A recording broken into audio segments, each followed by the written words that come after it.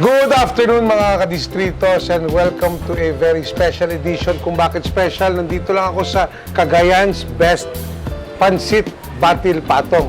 Special siya dahil special yung in-order namin at special din siya dahil special yung kapartner ko sa pagkain. Walang iba kundi si Master Long Mea. Boss, welcome! Thank you, Konsyal. O, teka ngayon, Councilor, saan mo tayo nandun ngayon tulad ng sinabi mo? Dito tayo ngayon sa G2 Ason Corner Arenas sa may Zone 42 ng Sampaloc, Manila. Pero para tayong nasa Cagayan. Ayan, nakita niyo mga Repapis, kala mo nasa Cagayan kami dalang kakainin namin. Mga special dito ng mga Cagayanos. Yes, yung Batil Patong Pansit. Batil Patong Pansit. Wow, ang sarap nito. Ito, wala pa tayo hingian nito, ha? Wait more time. Mas maraming... Para mas Pagsayin niya. Yeah. Ayan, o.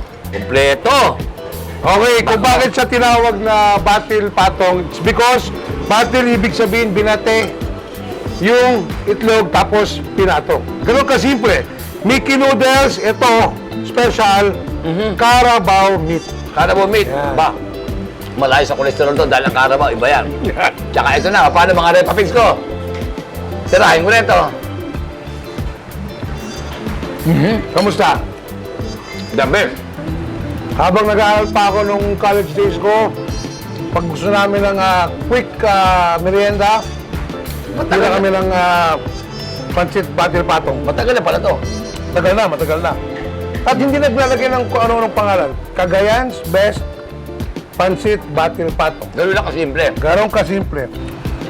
Nako. Magkano naman isang order ng ganito? Special, 169. Naku, murang-mura to. Para sa kaalaman ng lahat, saan lugar matagpuan to? Repapit. Ulit, mga kadistritos at ngayon mga repapits, kung gusto nyo makatikim ng authentic Batil Patong mula po sa Cagayan, dito lang sa G2 Ason Corner Arenas, sa may Zone 42, ang Cagayan's Best Pansit Batil Patong. Napakamura ng special at walang ka-arte-arte, basta simple na masarap siyang kainin. Ayun yun.